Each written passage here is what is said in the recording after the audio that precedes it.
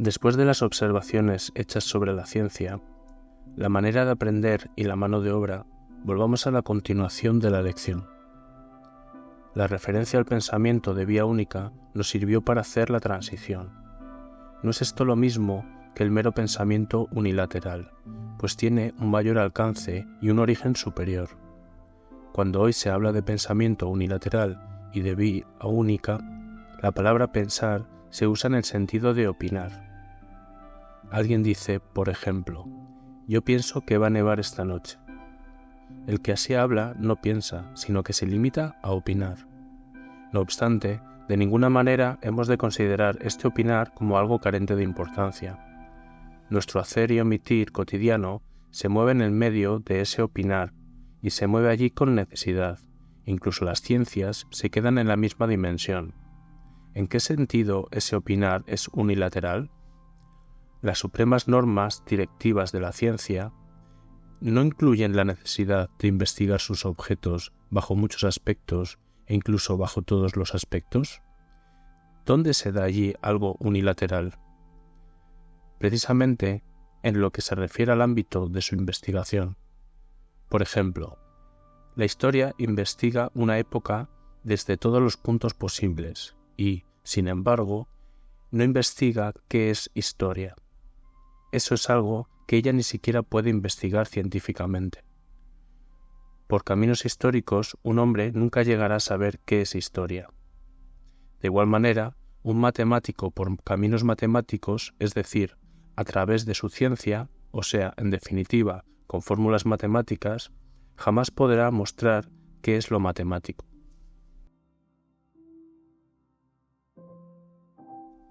La esencia de los respectivos ámbitos, así en la historia, el arte, la poesía, el lenguaje, la naturaleza, el hombre, Dios, permanece inaccesible a las ciencias, y a la vez éstas caerían constantemente en el vacío si no se movieran dentro de sus propios ámbitos.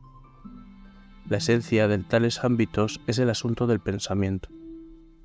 En cuanto a las ciencias, como tales no tienen ningún acceso a este asunto. Hemos de decir que ellas no piensan.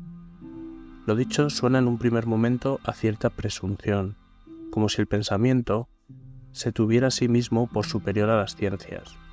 Esa presunción sería injustificada allí donde se diere, pues precisamente porque el pensamiento se mueve allí donde podría pensar la esencia de la historia, del arte, del lenguaje, de la naturaleza, pero se mueve allí en tal manera que todavía no es capaz de pensarla. En consecuencia, el pensamiento siempre sabe mucho menos que las ciencias. Estas exhiben su nombre con pleno derecho, pues saben infinitamente más que el pensar. Y, sin embargo, en toda ciencia hay otra cara a la que ella, como ciencia, nunca puede llegar, a saber, entre otras cosas, la esencia y el origen de la esencia de su ámbito, con inclusión de la esencia y del origen de la esencia en el tipo de saber que la respectiva ciencia cultiva. Las ciencias permanecen necesariamente en una sola cara, y en este sentido son unilaterales, pero en medio de esta limitación, a pesar de todo, siempre aparece a la vez, juntamente, la otra cara.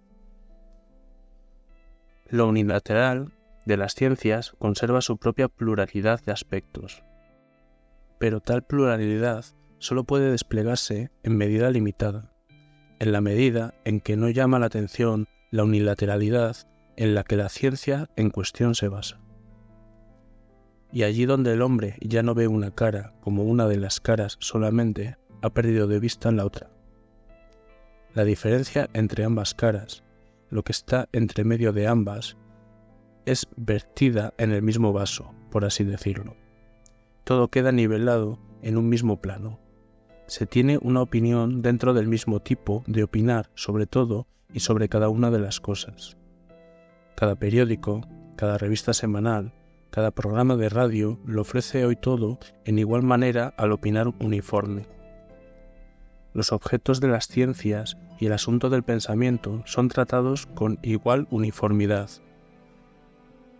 Caeríamos de todos modos en el error pernicioso si creyéramos que la referencia a tales fenómenos sirve tan solo a una caracterización e incluso a una crítica de nuestro presente. Seríamos víctimas de un autoengaño pernicioso si creyéramos que un menosprecio con gesto de superioridad es suficiente para escapar al poder solapado del uniforme opinar unilateral. Es necesario ver con claridad lo terrible que se está preparando aquí. El opinar unilateral, que ya nunca presta atención a la esencia de la cosa, se ha desparramado en una universalidad de aspectos, y en ello se ha puesto el disfraz de lo inofensivo y natural.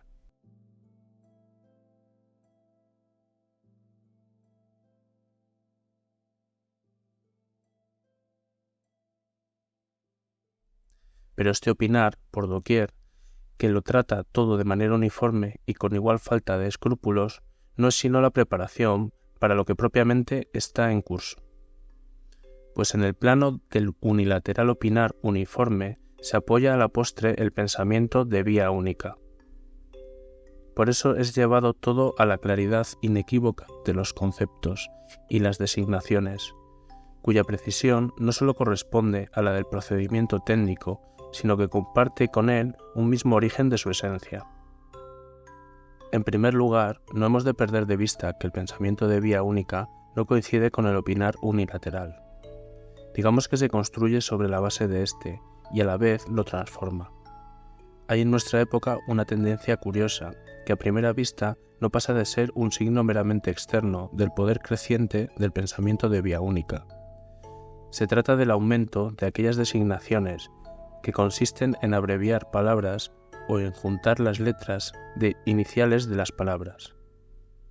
Seguramente nadie de los presentes ha pensado en serio lo que sucede cuando uno de ustedes, en lugar de decir universidad, dice uni. Uni suena como film. Es cierto que el teatro cinematográfico sigue siendo una cosa esencialmente distinta de las escuelas superiores, donde anidan las ciencias. No obstante, la designación uni no es casual ni ingenua.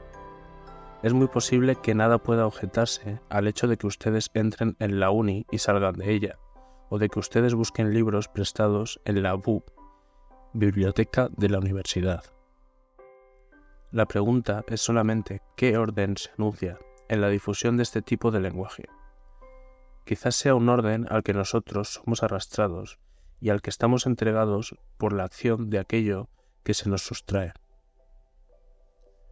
Hemos caracterizado esto con la expresión lo más merecedor de pensarse. De acuerdo con la afirmación inherente a esas palabras, ha de mostrarse que nosotros no pensamos todavía.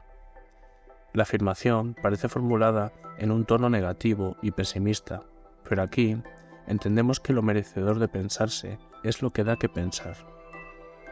Lo que más requiere pensarse es lo que no solo tiene la peculiaridad de ser lo que más da que pensar, en el sentido de que da a la reflexión la mayor parte de su quehacer, sino que además es lo que de suyo guarda en sí la mayor riqueza de lo merecedor de pensarse.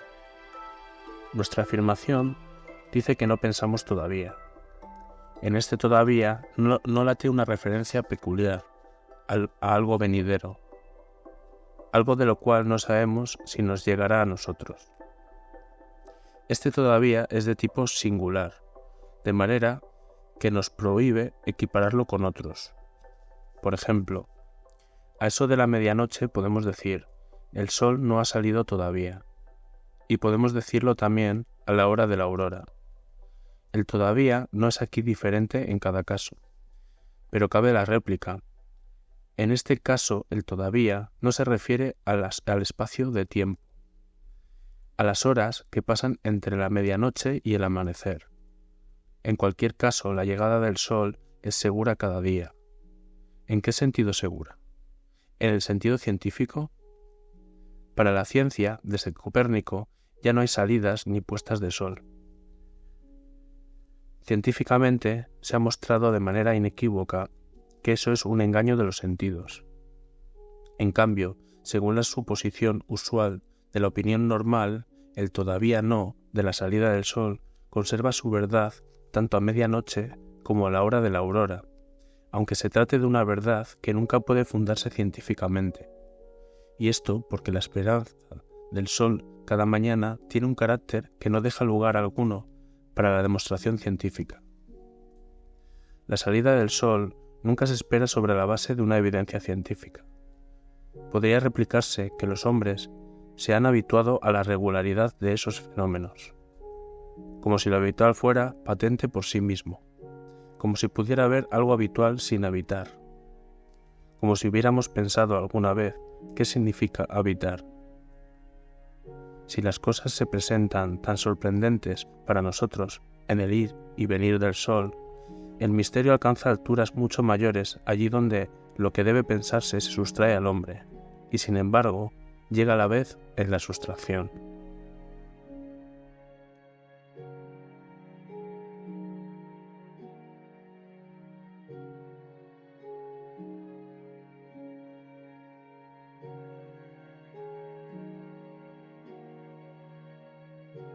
Por eso, y solo por eso decimos también, el hecho de que no pensemos todavía es lo que más da que pensar, lo cual significa que, en tanto somos, estamos en relación con lo que da que pensar.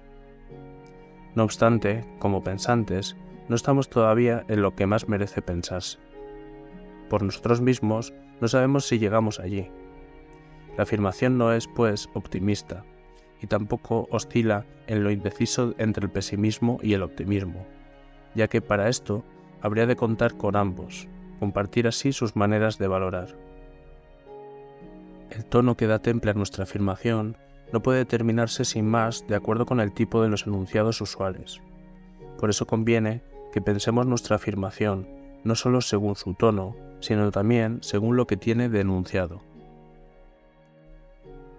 En primer lugar, el tono de nuestra afirmación no implica nada de negativo, contra lo que podría parecer al escucharlo fugazmente. La frase no brota de ningún tipo de toma de posición menospreciadora. Lo segundo se refiere al carácter de enunciado que va inherente a la afirmación. Es obvio que la forma en que habla nuestra afirmación solo puede insinuarse suficientemente si somos capaces de pensar lo que ella dice en verdad. Esta posibilidad, en el mejor de los casos, se dará al final de las lecciones, o quizás mucho más tarde. E incluso hay una mayor probabilidad de que este caso más favorable no llegue a producirse. Por eso ahora ya tenemos que prestar atención a la pregunta que arroja la afirmación cuando reflexionamos sobre su forma de decir. Pero nosotros entendemos esa forma de tal manera que no implica un simple modo. La forma de decir equivale aquí a melodía, a sonido y tono, lo cual no solo afecta al sonar en el que toma cuerpo el decir. La forma del decir es el tono desde el cual y de cara al cual está templado lo dicho. Con ello, insinuamos que ambas preguntas, la que se refiere al tono de nuestra afirmación y la relativa a su carácter de enunciado, guardan una conexión recíproca. Según parece, apenas puede discutirse que la afirmación que habla de nuestro tiempo problemático y de lo que más requiere pensarse es un juicio sobre la época presente. ¿Qué diremos de tales juicios sobre el presente? Ellos caracterizan la época, por ejemplo, como abocada al ocaso, como enferma, decadente, golpeada por la pérdida de centro. Ahora bien, en tales juicios, lo decisivo no es que todos ellos apuntan a lo negativo, sino el hecho de que en general contienen una apreciación estimativa. Determina el valor, por así decirlo, el estado de precios al que pertenece la época. Tales apreciaciones se consideran inevitables, pero al mismo tiempo engorrosas. Sobre todo despiertan inmediatamente la impresión de estar en lo justo, y por eso también pronto se les rinde el asentimiento de los muchos, sobre todo durante la época destinada a conformarse con tales juicios. Ahora esas épocas son cada vez más cortas. El hecho de que hoy vuelva a presentarse asentimiento a la afirmación de Spengler sobre el ocaso de Occidente, aparte de determinadas razones externas, se debe a que las palabras de dicho pensador son la consecuencia negativa, aunque acertada, de la sentencia de Nietzsche: el desierto crece, Insistimos en que estas palabras están pensadas, en que son verdaderas palabras.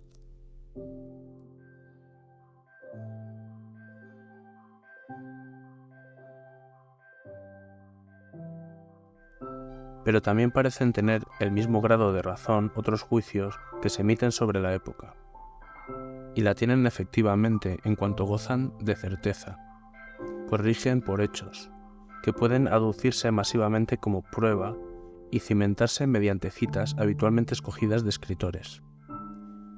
Llamamos cierta, recta, la representación que se rige por su objeto. Desde hace mucho tiempo, esta rectitud de la representación se equipara con la verdad, es decir, se define la esencia de la verdad por la rectitud de la representación. Si digo que hoy es viernes, esta frase es correcta, pues ella dirige la representación a la sucesión de los días de la semana y acierta con el actual. El juicio es una representación recta. Cuando juzgamos sobre algo, por ejemplo, cuando decimos aquel árbol florece, nuestra representación ha de mantener la dirección al objeto, al árbol que florece. Pero ese mantener la dirección está siempre acompañado por la posibilidad de que o bien no alcancemos la dirección o bien la perdamos. Con ello, la representación no carece de dirección, pero no es correcta en relación con el objeto. Dicho con mayor exactitud, el juicio es una representación recta y por eso posiblemente también incorrecta.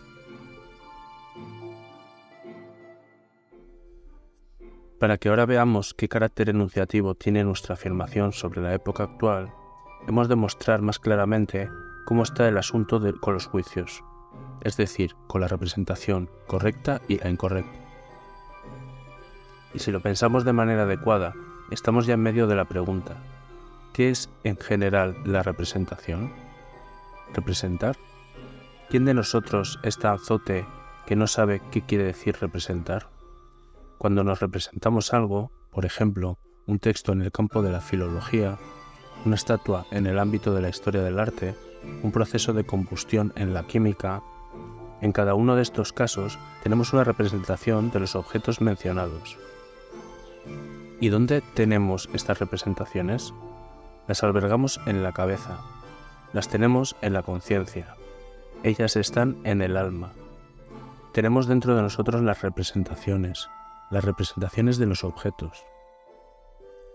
Pero conviene ser cauto en este terreno, pues desde hace muchos años la filosofía lo ha roturado bastante, y en concreto ha cuestionado si las representaciones en nosotros corresponden a una realidad fuera de nosotros. Los unos dicen que sí, los otros que no, y otros a su vez afirman que esto no puede decidirse, y que tan solo puede decidirse al respecto que el mundo, o sea, el todo de lo real, es en cuanto nosotros nos lo representamos. El mundo es en mi representación. En esta frase ha resumido Schopenhauer el pensamiento de la filosofía reciente. Hemos de mencionar aquí a Schopenhauer porque su obra principal, El mundo como voluntad y representación, desde su aparición en 1818, ha ejercido un influjo duradero en todo el pensamiento de los siglos XIX y XX. Incluso allí donde esto no se echa de ver inmediatamente, incluso allí donde se impugna la afirmación citada. Olvidamos con demasiada facilidad que un pensador actúa con más fuerza allí donde es impugnado, que allí donde se le rinde asentimiento. Incluso Nietzsche hubo de pasar a través de la confrontación con Schopenhauer, a través de un encuentro en el que aquel, a pesar de su concepción opuesta de la voluntad, retuvo el principio de Schopenhauer: el mundo es mi representación. Schopenhauer mismo dice sobre esta frase al comienzo del volumen segundo, capítulo 1 de su obra principal. El mundo es mi representación. Es, como los axiomas de Euclides, una proposición que cada cual tiene que reconocer como verdadera en cuanto la entiende. Aunque no es de tal clase, cualquiera la entienda cuando la oye. El haber traído a la conciencia esta proposición y vinculado a ella el problema de la relación entre lo ideal y lo real, es decir, entre el mundo de la cabeza y el mundo de fuera de la cabeza, constituye, junto con el problema de la libertad moral, el rasgo distintivo de la filosofía moderna. Pues solo tras haberse aventurado durante miles de años en una filosofía meramente objetiva, el hombre descubrió que, entre las muchas cosas que hacen el mundo tan enigmático y complicado, la primera y más próxima es esta, que por muy inmenso y sólido que pueda ser, su existencia pende de un único hilo, y ese hilo es la conciencia de cada uno, en la que se asienta. Ante la falta de unidad de la filosofía acerca de lo que el representar sea en su esencia, sin duda solo hay una salida para despejar el terreno. Esta salida consiste en abandonar el campo de las especulaciones filosóficas y estudiar cuidadosa y científicamente cómo está el tema de las representaciones en los seres vivos que las tienen, en concreto en el hombre y los animales. De tales investigaciones se ocupa la psicología, entre otras ciencias. La psicología es ya una ciencia firmemente establecida y profusamente desarrollada, cuya importancia crece de año en año. Pero dejemos aquí de lado los resultados de las investigaciones de la psicología sobre lo que ella llama representación, no porque sus resultados sean incorrectos o carentes de importancia, sino porque son resultados científicos. Pues como resultados científicos se mueven ya en un ámbito que también para la psicología ha de quedar en aquella otra parte que antes hemos mencionado.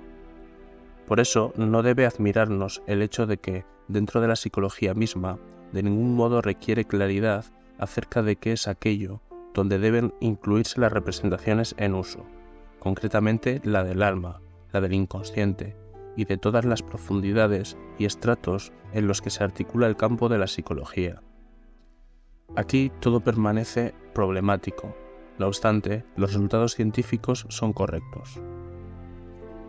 Si ahora en nuestra pregunta acerca de qué es la representación dejamos de atenernos a las ciencias, no lo hacemos por la arrogancia de una ciencia mejor, sino por la precaución de un no saber.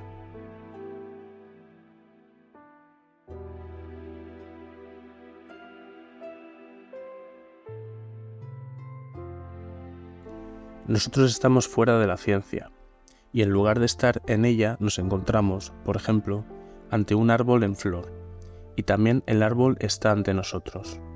Él se nos presenta.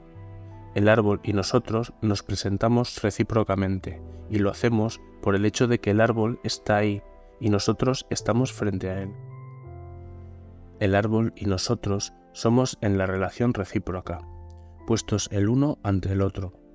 Por tanto, en este presentar no se trata de representaciones que revolotean en nuestra cabeza. Detengámonos aquí concentradamente un instante, a la manera como aspiramos con profundidad antes y después de un salto. En efecto, ahora hemos saltado. Hemos salido del círculo usual de las ciencias e incluso, como veremos, de la filosofía. ¿Pero a dónde hemos saltado? ¿Quizás a un abismo? No. Más bien a un suelo. ¿A uno? No, más bien al suelo en el que vivimos y morimos, en el que no nos andamos con engaños. Es una cosa sorprendente e incluso terrible que hayamos de saltar al suelo en el que propiamente estamos. Si requiere algo tan curioso como este salto, ha tenido que suceder algo que da que pensar. De todos modos, desde una perspectiva científica, el hecho de que cada uno de nosotros haya estado alguna vez ante un árbol en flor es la cosa más intrascendente del mundo. ¿Qué tiene esto de particular? Nos ponemos frente a un árbol, ante él, y el árbol se pone delante de nosotros. ¿Quién se presenta aquí propiamente? ¿El árbol, nosotros, los dos, ninguno de los dos? Nos ponemos ante el árbol en flor tal como somos, no solo con la cabeza o con la conciencia. El árbol se nos presenta como lo que es. E incluso, ¿es el árbol más cortés que nosotros? ¿Se nos ha presentado primeramente el árbol para que nosotros podamos comparecer ante él? ¿Qué acontece aquí por el hecho de que el árbol se nos presenta y nosotros nos ponemos ante él? ¿Dónde tiene lugar este presentar cuando estamos frente a un árbol en flor, cuando estamos ante él? ¿En nuestra cabeza? Sin duda, algo sucederá en nuestro cerebro cuando estamos en una pradera y tenemos ante nosotros un árbol floreciente en su resplandor y fragancia, cuando lo percibimos. Hoy, a través de aparatos apropiados de transformación e intensificación, puede incluso hacerse perceptible acústicamente los procesos en la cabeza como corrientes cerebrales y su transcurso puede diseñarse en curvas. Cierto, es posible. ¿Qué no puede hacer el hombre actual? Incluso le es posible ayudar en ciertos trechos, y ayuda en todas partes con la mejor intención. ¿Qué no se puede? Seguramente nadie de nosotros sospecha lo que va a poder hacer científicamente el hombre en los próximos tiempos. Pero limitándonos a nuestro caso, ¿dónde se queda el árbol en flor para las corrientes del cerebro registrables científicamente? ¿Dónde queda la pradera? ¿Dónde queda el hombre? No preguntamos dónde queda el cerebro, sino el hombre, el que quizá mañana se nos muera y hasta ese momento nos salía al encuentro. ¿Dónde queda el representar en el que el árbol se presenta y el hombre se pone como el que está frente al árbol? En el representar al que nos referimos, sin duda se produce algo también en lo que describimos como esfera de la conciencia y consideramos como lo anímico.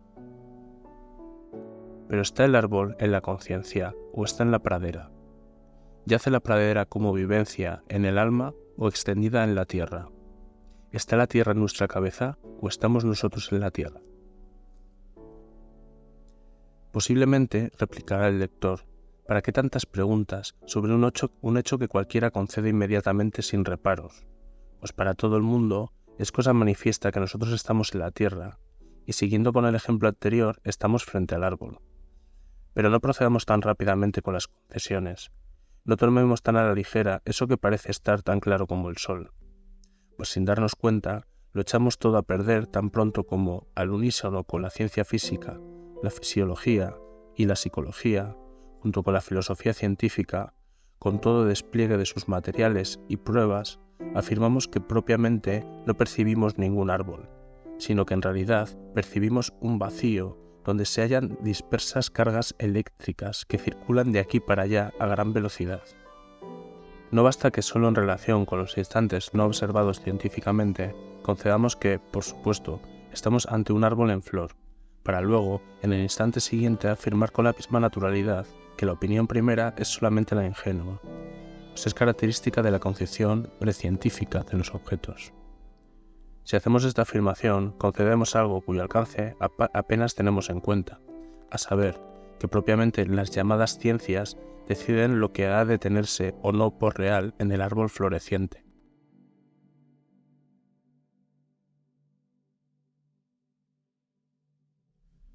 Las ciencias, que bordean las tinieblas en la explicación de la propia esencia, ¿en virtud de qué están facultadas para emitir tales juicios? ¿De dónde toman las ciencias el derecho de determinar el puesto del hombre y de erigirse como norma de tal determinación? Y eso se produce ya cuando nos avenimos tácitamente a la tesis de que nuestro estar frente al árbol es solamente una relación pensada precientíficamente con lo que allí llamamos todavía árbol. Lo cierto es que hoy tendemos a renunciar al árbol floreciente en favor de conocimientos físicos y fisiológicos supuestamente superiores. Si pensamos lo que implica el hecho de que un árbol floreciente se nos presente, de modo que nosotros podamos colocarnos frente a él, se impone que ante todo y finalmente no nos deshagamos del árbol en flor, sino que por fin lo dejemos estar allí donde está. ¿Por qué decimos finalmente? Porque el pensamiento hasta ahora no lo ha dejado estar donde está. Sin embargo, la investigación científica de la historia del pensamiento occidental nos dice que Aristóteles, a juzgar por su doctrina del conocimiento, fue un realista. Es realista el que afirma la existencia del mundo exterior y la posibilidad de conocerlo. De hecho, Aristóteles nunca estuvo tentado de negar la existencia de un mundo exterior. Y tampoco Platón cayó en semejante negación, como no cayeron en ella Heráclito y Parménides. Estos pensadores ni siquiera afirmaron de propio o demostraron la presencia del mundo exterior.